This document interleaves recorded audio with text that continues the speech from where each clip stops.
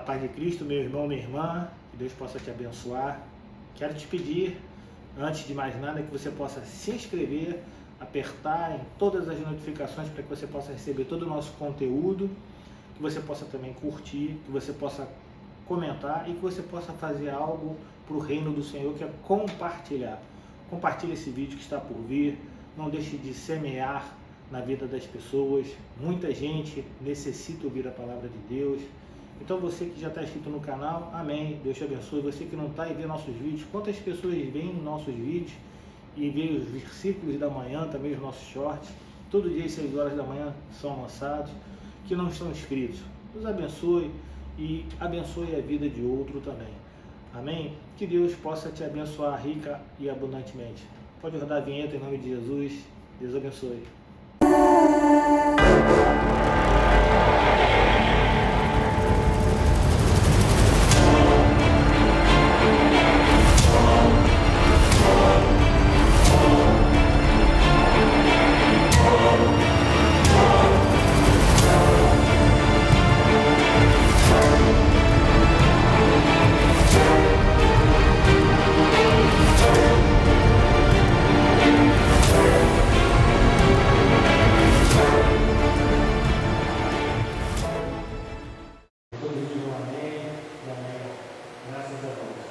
Você pode ficar em pé, você pode abrir a sua palavra de vida na carta que Paulo escreve em Filipenses.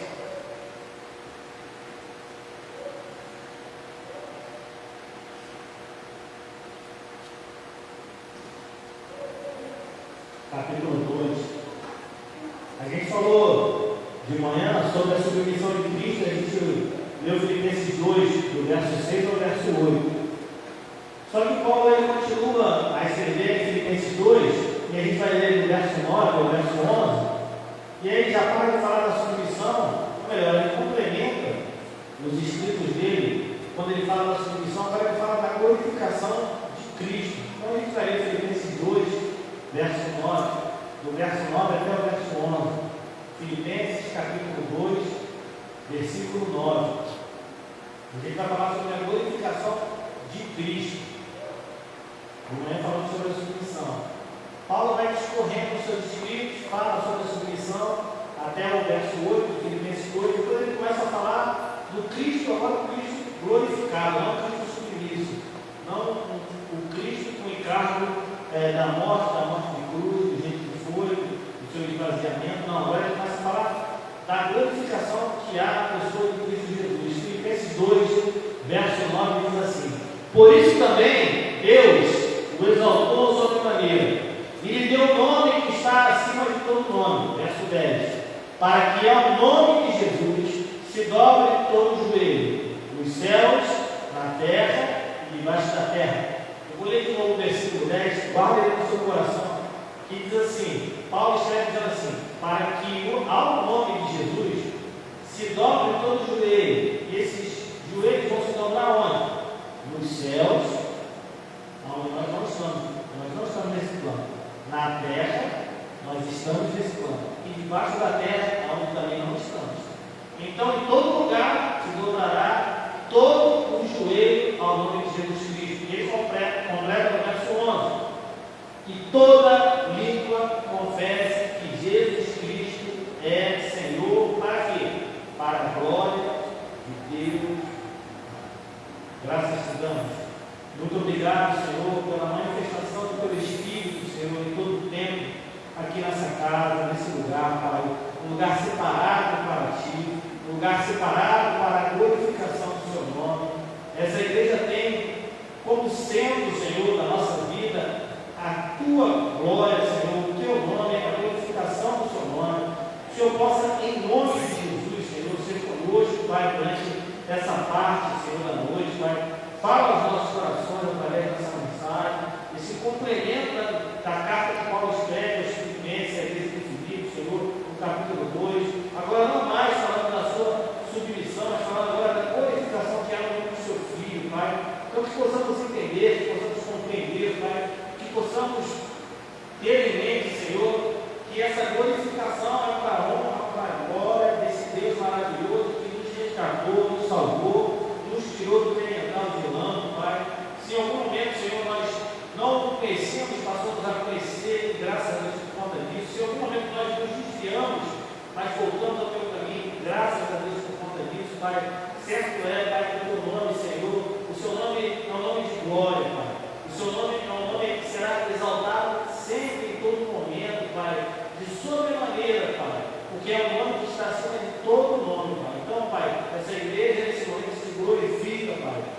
glorificando, Senhor, nesse local. Nós queremos continuar te glorificando. Fala sobre a glorificação que é no seu nome, Pai. Fala conosco, Pai, nessa noite, Pai, sobre a glória que há, Senhor, sobre esse joelho que vai se dobrar, sobre essa língua que vai se confessar, Pai. Confessar o quê? Que é a glória do teu nome, Pai. A glória, o nome de Jesus Cristo, em nome de Deus, Pai. Pai, que o Senhor possa me usar, que eu não possa ser uma pedra de tropeço, Pai. Que o Senhor possa glorificar o seu nome, Pai. A oração fazemos e fazemos em nome de Cristo, que todos digam amém e amém. Podeis assentar. De manhã, no culto de maturidade espiritual, nós vemos os versos 6, 7 e 8 de Filipenses, capítulo 2, e a gente falou sobre a submissão do nosso Senhor Jesus Cristo. Falamos como Cristo foi submisso à vontade de Deus Pai. Paulo escreve sobre a submissão de Cristo no verso 6, 7 e 8. Só que ele completa agora no 9, 10 e 11, e é justamente o texto que lemos, que é a continuação dos escritos de Paulo à igreja de Filipos, e ele fala agora sobre, não a submissão de Cristo, mas agora sobre a glorificação que há no nome de Jesus Cristo. Então eu quero que até agora esse momento dessa passagem, eu vou só falar um pouco daquilo que eu introduzi no começo da manhã, para você entender, de repente você não estava aí, não ouviu a palavra, mas só para entender um pouco do contexto. Paulo, nesse capítulo de Filipenses 2, ele atinge o ápice do seu pensamento teológico a respeito de Cristo, Filho de Deus. Paulo faz não só para decantar o seu amor pela obra redentora de Cristo, mas porque ele procura também, através desses escritos, através das suas escrituras, através daquilo que ele escreve, dirimir um problema que havia, um grande problema que havia naquela igreja de Filipos. Paulo, na realidade, ele estava exortando a igreja, estava exortando os irmãos, as irmãs, para que pudessem viver em unidade. Então, para isso, ele coloca o mais profundo que há da doutrina teológica cristã para solucionar esse problema que havia de desunião dentro da igreja de Filipos. Paulo usa da teologia para enfatizar que tais ensinos eles devem andar paralelamente às atitudes dos irmãos. Eu falei isso na parte da manhã. Não tem como a gente falar uma coisa, tem uma narrativa, a gente produzir palavras na nossa boca que de repente são coisas que nós cremos, coisas que nós confessamos, coisas que desejamos, coisas que ansiamos, coisas que temos até virtudes, a gente vamos sobre a nossa vida, se a gente não vive essa vida do jeito que a gente narra. Tem muita gente que narra ter uma vida da qual ela não vive. Tem gente que quer falar de uma vida que ela não produz.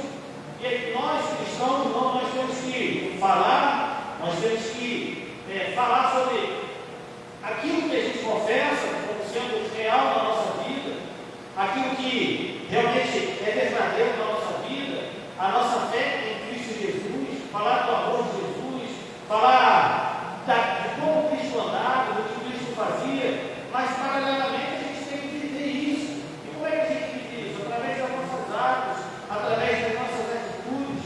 Não adianta só a gente falar, só a gente trazer à tona aquilo que a gente pensa teologicamente ou doutrinariamente sobre Cristo, se a gente não vive uma vida com Cristo. Tem gente que fala que não, eu sou cristão, mas vive uma vida toda distorcida, toda errada, uma vida que não é uma vida referente àquilo que fala. Isso chega a envergonhar o Evangelho.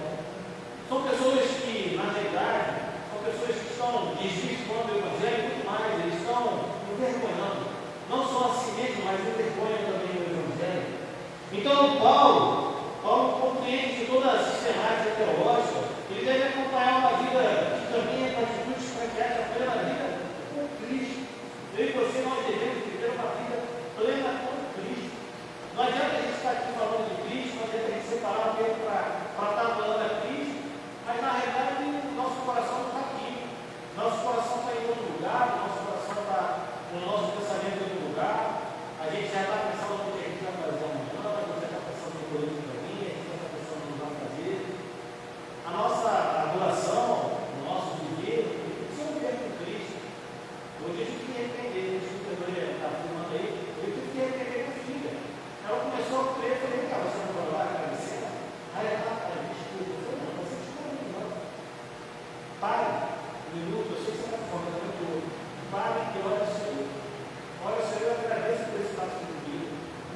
Pode não ser muito resultado do período, mas foi o Deus que abençoou para que você possa ter sustento. O meu, como bem que eu estou, graças a Deus, eu faço sustento. Mas isso foi por quê? Porque Cristo providenciou aquele quarto, daquela maneira, daquele jeito. E a gente não para, às vezes, para pensar, porque ele trata ali, quantas pessoas passaram para conduzir aquele cara. Não só o prato, mas para quem precisa. A pessoa que semeou, a pessoa que plantou, a pessoa que colheu, a pessoa que separou, a pessoa que colocou, o caminhoneiro. Eu não falo para o caminhoneiro. O caminhoneiro que entregou, na hora que faz a gente desse tamanho, o caminhoneiro aí, com pressa para levar para cá, para lá, para que ele pegue alimento. Não só para que ela sustenta na vida dele, mas para que pegue alimento. Quando teve a greve dos caminhoneiros, ele até ficou aí. O pessoal ficou com uma dificuldade danada, não comprava as coisas no supermercado. Quantos caminhoneiros passaram aquele prato ali? Está aquele aí lá, está lá o tomate, está lá o arroz, está lá o feijão, está lá o pedaço da carne, que seja um pão, nem graças a Deus. E a gente não faz tempo para comer. E eu falei para ela: olha, Senhor, agradeça ao Senhor, agradeça a Deus. Pois bem, a gente tem que agradecer a Deus em todo o tempo. Nossas atitudes, elas têm que acompanhar a nossa vida com o tempo. No campo teológico do Novo Testamento, Paulo ele tem a intenção em aconselhar esses irmãos, como eu aconselhei minha vida hoje, aconselhar a andar nos caminhos do Senhor, mas ele também queria animar a igreja de Filipos a conduzir uma vida livre. Uma vida livre, sem nenhum tipo de desunião, sem nenhum tipo de desarmonia, sem nenhum tipo de ambição pessoal. Ontem, eu falei no grupo, estava conversando com os pastores, e ele estava pensando com Deus. Eu penso assim, se é para trazer problema para a igreja, que não tem para a igreja. Se é para trazer alguma coisa que vai trazer desunião na igreja, tem medo. Pode ser a melhor pessoa do mundo em relação a quem é material, pode ser uma pessoa mais cheirosa, mais arrumada, pode ser um poderoso, mas se for para trazer desunião, que fique do lado de fora. É melhor ter pessoas aqui que realmente têm um coração de adorador ao Senhor, mesmo tendo um pouco de dificuldade, mas que sejam adoradores, porque o adorador, ele adora porque ele depende do Senhor. E tem pessoas que adoram o Senhor não porque dependem do Senhor, não porque eles acham que não dependem do Senhor. Eles têm, em bens materiais e outras coisas, seu suporte para estar na igreja da igreja, apenas para conseguir coisas de ambições humanas. A gente tem que estar aqui pelo amor de Deus que é Cristo. E deve nos fazer na casa do Senhor o nosso amor. É o nosso amor a esse Deus maravilhoso, que se entregou, se esvaziou naquele madeiro, entregou a sua vida para que eu e você tivéssemos a nossa vida paga e hoje acesso direto aos céus para a glória dele. Então Paulo fala isso à igreja. Paulo não queria que a igreja andasse desunida, Paulo não queria que a igreja andasse em desarmonia, Paulo não queria que houvesse ambição pessoal entre os irmãos. E não tem verdade maior do que o exemplo da vida de Cristo para a gente andar, porque Cristo é o maior exemplo da igreja. Paulo, na verdade, queria endireitar as dificuldades internas que havia dentro daquela igreja. E eu falei na parte da manhã e repito: só há um remédio para curar os males da igreja, e a gente olhar para Cristo. Esse é o único remédio que tem para curar os males da igreja. Para de olhar para o homem, para de olhar para as pessoas, para de olhar para o povo, para de olhar para o mensageiro, para de olhar para as roupas, para de olhar para o local. Comece a olhar para o Deus da obra. Comece a olhar para o dono da igreja. Quando você olha para o dono da igreja, quando você consegue olhar, e não só olhar, começar a seguir os passos do dono da igreja e imitar o seu exemplo, você pode ter uma certeza, você vai ser curado, a igreja vai ser curada, vai ser uma igreja pujante, uma igreja cheia de vida, independentemente da quantidade de pessoas, eu sempre falo isso. Sempre será uma igreja em crescimento. Então, Paulo, agora nesse trecho que a gente lê, ele muda o foco, ele tira o foco da submissão, ele vai do exemplo da submissão de Cristo, nos 3 versos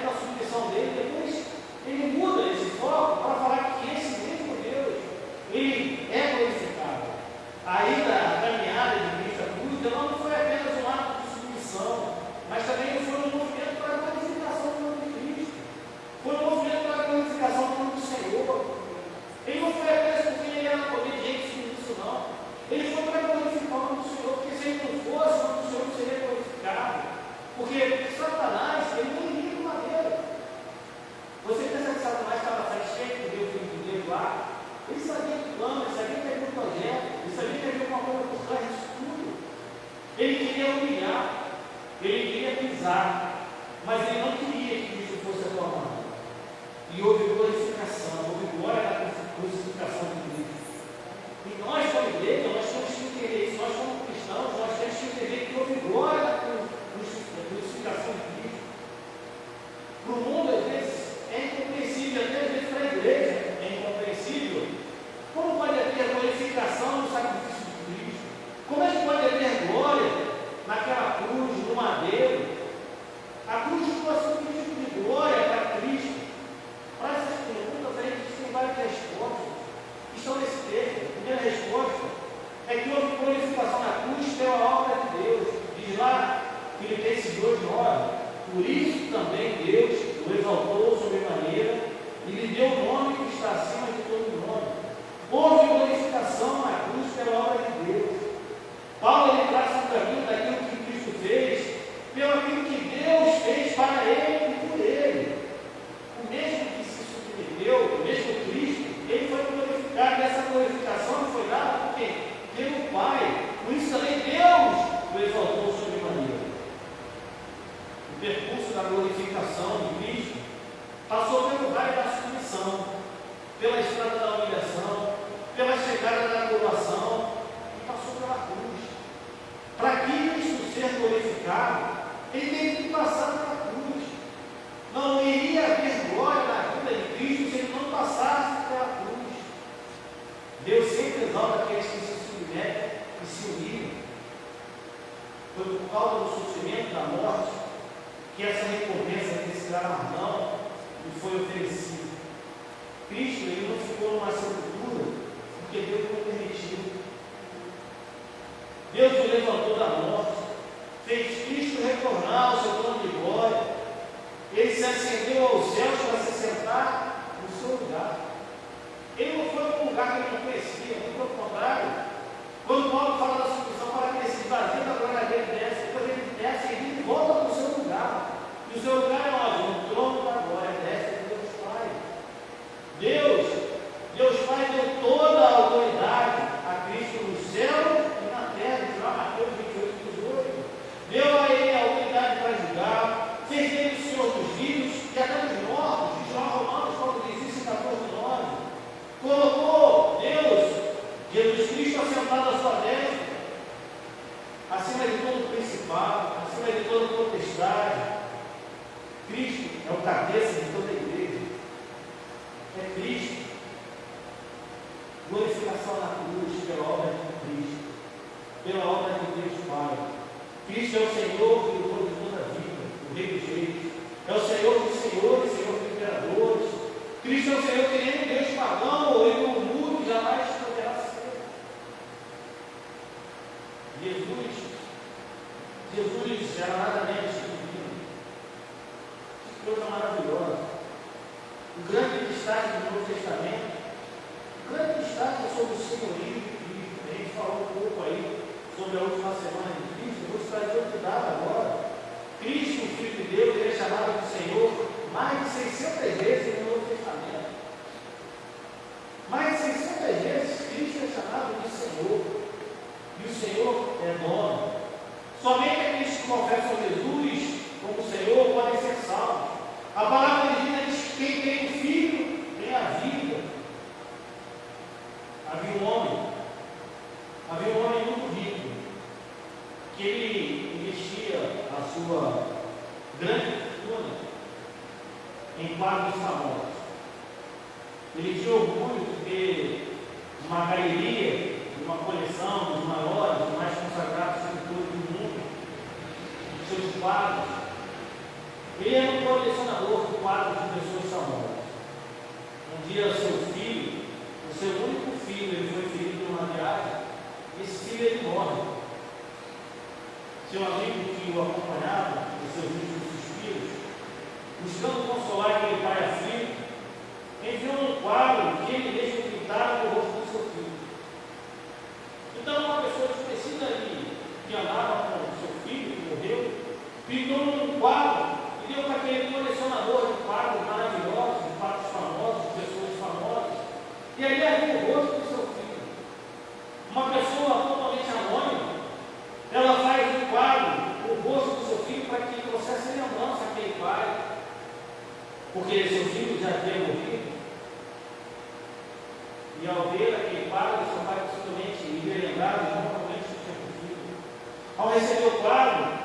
Então o pai não desprezou, colocou numa bela moldura o quadro, colocou junto os quadros que ele tinha, dos pintores mais sérios que ele tinha, colocou na sua coleção, num lugar alto na sua coleção.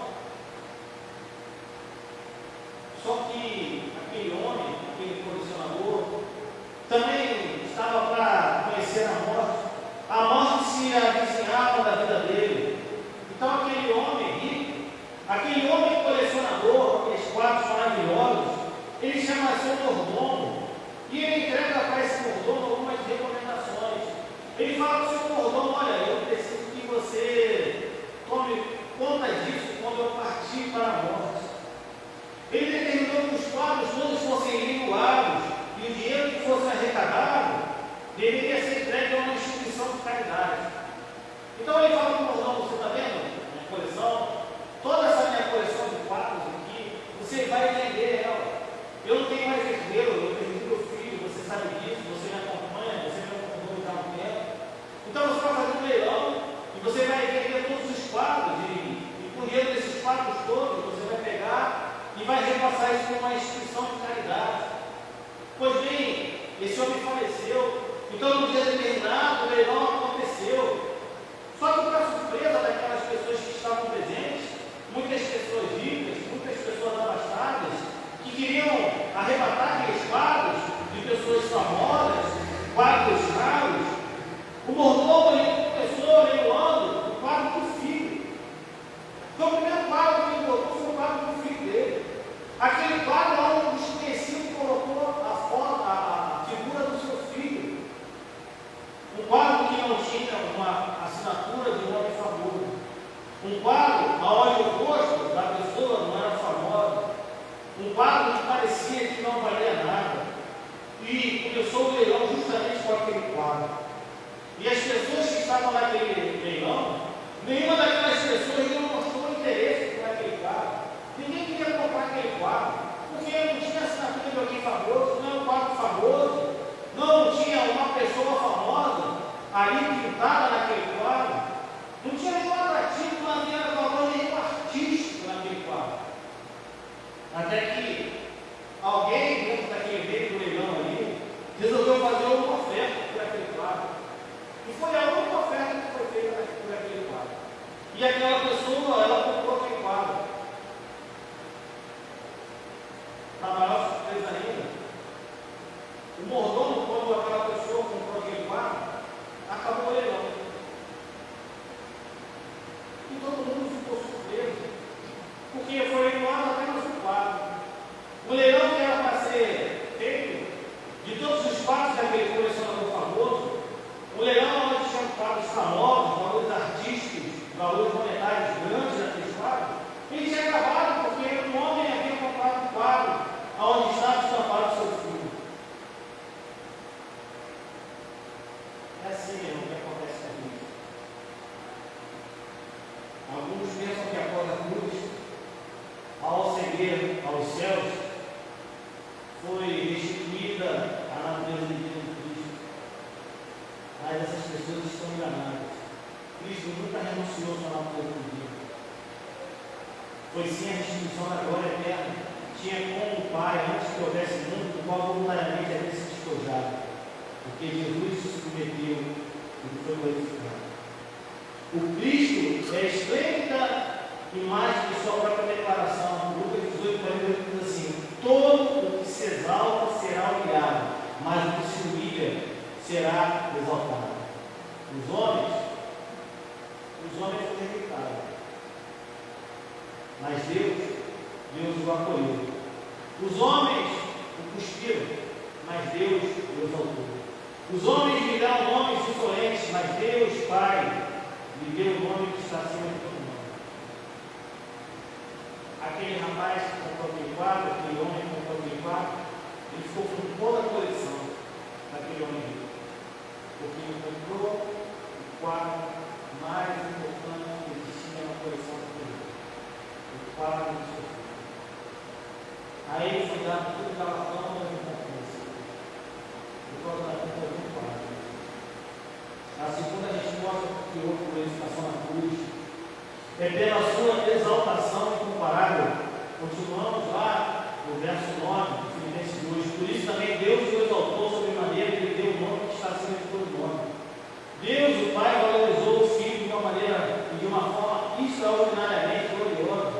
elevou Cristo ao mais alto e sublime lugar. Se aqueles que são salvos vão para o céu, Cristo é aquele que transcendeu os céus. Foi alçado mais alto que os céus, que foi levado acima de todos os céus. A exaltação incomparável de Cristo compreendeu-se no fato de ter sido recebido um nome que está acima de todo nome. Não há nome maior do que o nome de Jesus Cristo. Esse nome lhe foi conferido por herança e por doação de Deus. Agora, o nome de Jesus é de propriedade da igreja. Por meio desse nome, os doentes são curados, os cativos são libertos, os libertos são perdoados, as orações são respondidas. Colossenses 2,17, Paulo diz: tudo que fizerem, seja em palavra, seja em ação, façam em nome do Senhor Jesus, dando por ele graças a Deus Pai. Cristo é o nosso proprietário. Cristo é o proprietário da igreja. Mas ainda que haja milhões de pessoas no mundo que não sabem que Jesus é o Rei coroado, e somente se prostrarão aos seus pés quando ele se manifestar em glória, naquele dia, todo joelho vai se dobrar. Toda língua vai confessar que Jesus é o Senhor. Mas nem todos, eu posso até dar um chute aqui, não um chute livre. Infelizmente, a maioria não vai ser assim. Todo joelho vai dobrar, toda língua vai confessar que Jesus é o Senhor. Mas, para a felicidade, a maioria não vai ser assim. A resposta que a gente tem sobre a glorificação que há na cruz de Cristo é que houve glorificação na cruz pela sua proclamação universal. Diz lá, Filipenses 2, verso 11: e toda língua confesse que Jesus Cristo é Senhor, para a glória de Deus Pai. Além dos joelhos se dobrarem, agora toda língua também vai se dobrar para confessar que Jesus é Senhor, que é o Rei dos Reis, Senhor do Senhor e do Todo-Poderoso Deus. Diante daqueles que acham poderosos desse mundo, vão ter que se curvar para confessar que Ele é Senhor. Aqueles que zombaram e rejeitaram Cristo, vão ter que confessar que Ele é o Senhor. Aqueles que o negaram e Ele quiseram crer, vão ter que admitir e confessar que Ele é o Senhor. Vai haver uma confissão pública, vai haver uma confissão universal. Tudo isso aconteceu pela glorificação de Cristo na cruz. Todo universo vai ter que se curvar diante de Cristo, diante daquele que se humilhou, mas foi exaltado, porque Cristo ele foi exaltado. Ele não foi exaltado de qualquer maneira. Diz a palavra que ele foi exaltado sobremaneira. Mas isso não revela que, por conta desse ato, todas as pessoas serão salvas novamente. Somente aqueles que agora reconhecem que Jesus é o Senhor, confessam como tal, serão salvos. Ontem na igreja, eu participei lá do culto, e havia mais de 100 pessoas. E ao final do culto, o pastor achou por bem fazer um apelo. Eu achei estranho fazer um apelo, porque não é um culto de celebração, né? Normalmente vai, imagino eu que a alguém seria só membro da igreja, né? Mas ele fez ali um apelo, né? Eu não gosto muito dessa palavra de apelo, parece ser uma coisa de fazer um apelo, parece ser uma coisa que está apelando a pessoa. O certo da palavra na BR, mas a gente utiliza como jargão, até pela condição que a gente tem como cristão. A gente fez um apelo lá, se alguém que não estava mais com o Senhor quisesse voltar, cantou uma música, insistiu no apelo, e ninguém ficou lá na frente, mas todo mundo que estava lá já era cristão, já era a igreja de Cristo na terra. Eu aqui, se eu fiz aquele alinhamento aqui na igreja, todo mundo, não faço apelo. Spurgeon, na sua igreja, fazia apelo todos os cultos. Ele tinha um espaçozinho da igreja que ele fazia apelo, e aí ficavam as pessoas que aceitavam Cristo e colocavam naquele lugar ali. Sentaram para o final do culto, quando acabasse, para as pessoas aceitassem Jesus, ele pudesse sair da igreja lá para aquelas pessoas. E eu fico pensando nessas pessoas que vão confessar o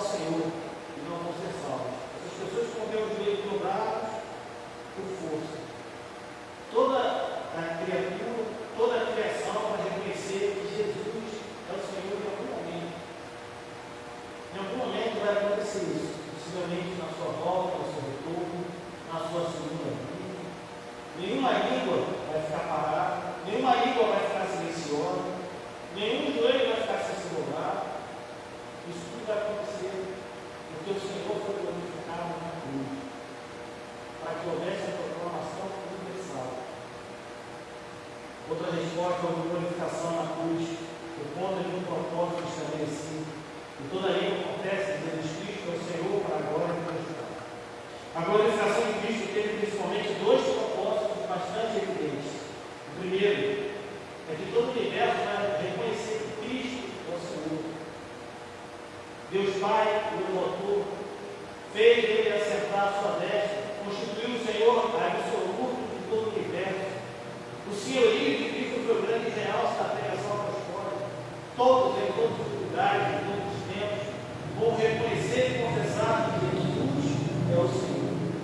Em decorrência do poder e da majestade de Cristo, pelo reconhecimento de que Ele é o Senhor, toda a língua vai proclamar. Eu não sei, eu fico imaginando, imensuradamente, inimaginável. E quanto deve ser lindo as pessoas confessando com a sua boca que Cristo é o Senhor e dobrando o seu joelho. E eu não estou falando daquele que vai fazer isso de forma forçada, não. Eu estou falando daquele que glorifica já Cristo aqui na terra, da igreja de Cristo. O Senhor Jesus Cristo é o maravilhoso conselheiro que nos forma, o Pai da eternidade, o príncipe da paz. Ele é o Senhor, o Messias, o primeiro e último, o começo e o fim. Tudo começa com Ele, tudo vai acabar com Ele. Ele é o Alfa e o Ômega, o ancião de dias, o Rei dos Reis, o Senhor dos Senhores, o Deus conosco. Isso tudo a gente fala aqui na igreja, aquele que era, que é e quer vir. Ele é chamado de porta das ovelhas, o bom pastor, o velho pastor, o supremo pastor, o bispo das nossas almas, o cordeiro sem defeito e sem mácula, o cordeiro do meu lado, nós estamos no nosso mundo. Ele é a palavra do mundo, a luz da vida, a luz da vida. Ele é a palavra da vida. O pão e desceu do céu. A ressurreição e a vida. O caminho, a verdade e a vida. Ele é o levantante, a nossa rocha. O noivo, a sabedoria de Deus, nosso redentor.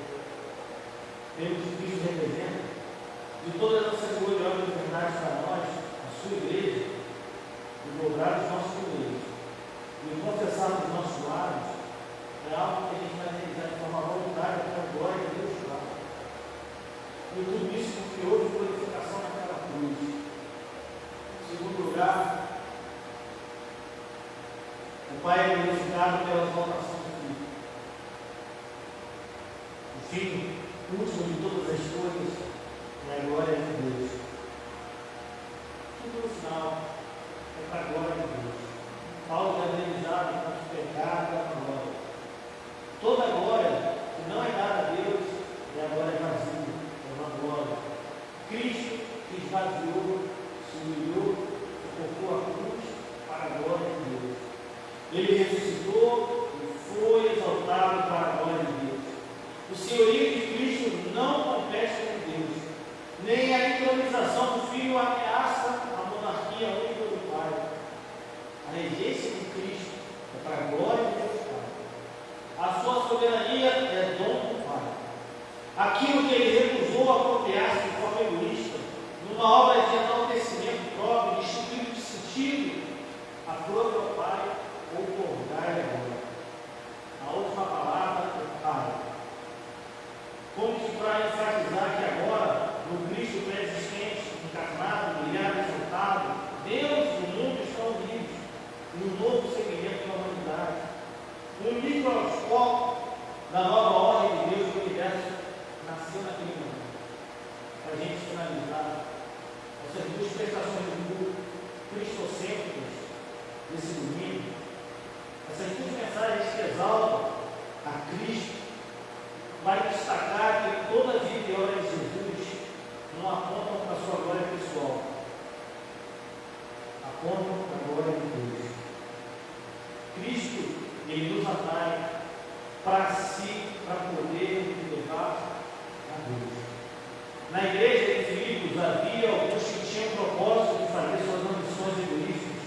Porém, o único propósito de Jesus era servir a outros, ainda que isso lhe tenha custado a maior de todas as renúncias.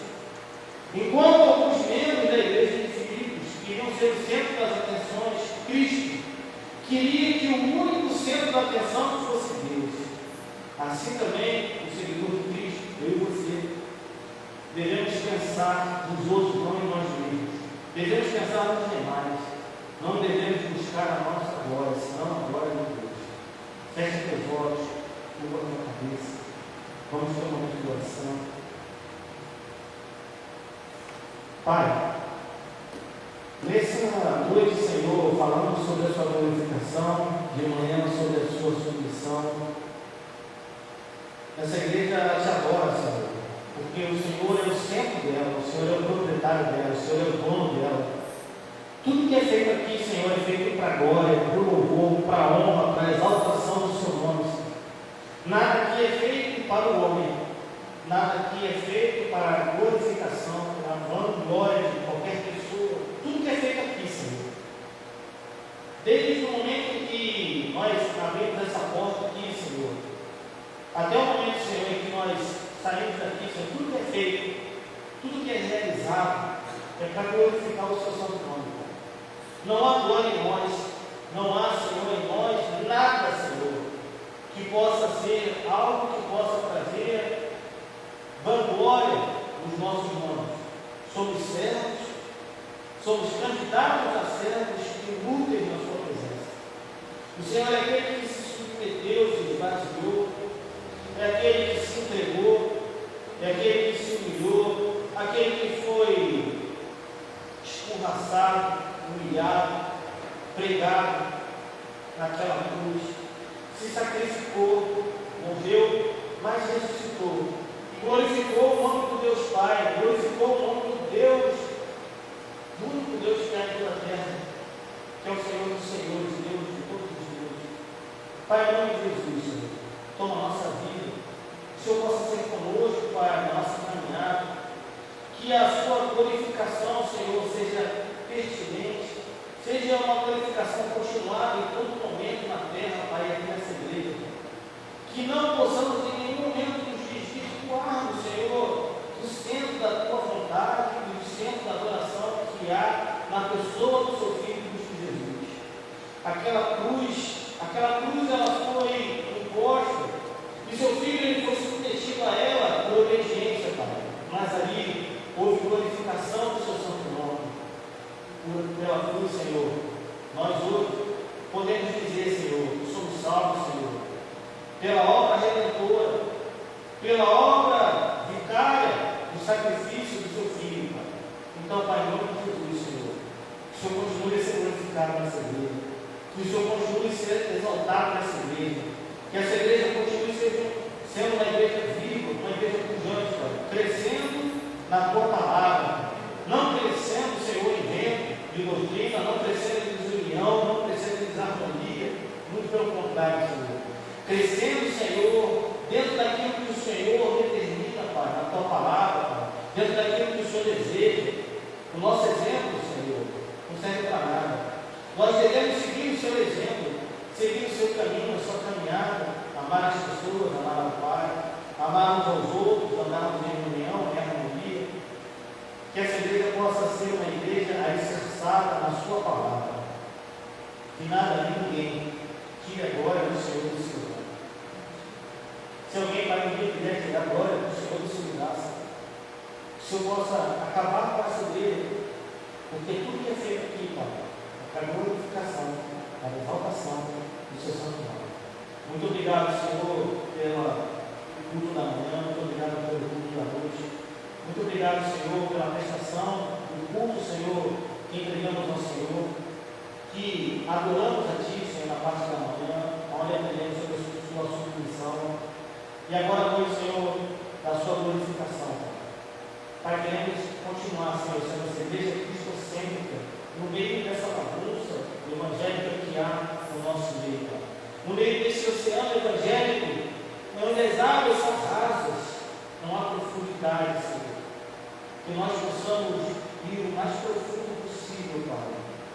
Que no seu Evangelho, Pai, nós possamos mergulhar mergulhar e irmos até o fundo, Senhor, e não encontrarmos, Senhor, um local firme para pisar, porque nós queremos mais e mais da tua presença. Que nós possamos nos afundar nas tuas palavras, nos afundar nos seus ensinos, nos seus ensinamentos. Seja conosco, Pai. Nós necessitamos de Ti. Aonde a coluna for, que possamos ir juntos, Senhor. Não queremos andar se ela não andar. Não queremos virar à direita se ela não virar. Não queremos virar à esquerda e também não queremos retroceder. Não queremos olhar para trás, Senhor. A Tua obra foi feita para que olhássemos para frente, Pai. A Sua igreja ela foi e é produzida para propagar o Evangelho, mais nada, Pai. Tudo que não for, Senhor, para propagar o Seu Evangelho na igreja é uma honra, Senhor. E é isso que nós, Senhor, não queremos, Senhor. Não queremos ser essa igreja perniciosa, queremos ser uma igreja viva, pujante, uma igreja em crescimento na Tua palavra. Então nos ajuda, Pai, porque precisamos da Sua ajuda, porque já vivemos na contramão do mundo, e muitas vezes temos que viver até na contramão daquilo que algumas igrejas têm colocado na cabeça de pessoas, Pai, aonde a Sua glória é colocada de lado, aonde a determinação daquilo que o Senhor tem que fazer dita pelo homem, Senhor. Pessoas que colocam o Senhor na redonda, pessoas que colocam o Senhor, parece que é trabalhar o Senhor dentro de uma lâmpada, onde eles esfregam, o Senhor aparece, e aí sim o Senhor faz os desejos dele. Pai, não, aqui não. Em nome de Jesus, Senhor. Que o Senhor possa ser e continuar sendo proprietário dessa igreja, dono das nossas vidas. Que o Senhor possa continuar nos guiando. Que possamos continuar sendo solidificados, Senhor, na Tua palavra. Que possamos ser, continuando, Senhor, caminhando dentro daquilo que Tu queres. Que aquilo que rege essa igreja seja dirigido pela Tua vontade, pelo Teu desejo. Então, Pai, o que queremos, Senhor, é aquilo que Davi tanto pediu para Ti, Pai, quando se arrependeu daquele pecado que produziu. O Seu Espírito não se aparte de nós. Então, Pai, o Seu Espírito fique conosco. O Seu Espírito fique presente em nossas vidas. Que possamos, em nome de Cristo, Senhor, ter Seu Espírito em cada um de nós, todos os dias, em todos os momentos, Senhor. Que não possamos fazer nada que não seja da Tua vontade. Que não possamos desagradar o Seu desejo. Que possamos seguir o Teu exemplo. Que possamos seguir a Tua graça, o Teu amor. Que possamos ser, Pai, essa igreja idealizada pelo Deus Pai. Essa igreja onde tem Jesus Cristo como Senhor, como proprietário dela. Possamos ser essa igreja nessa terra.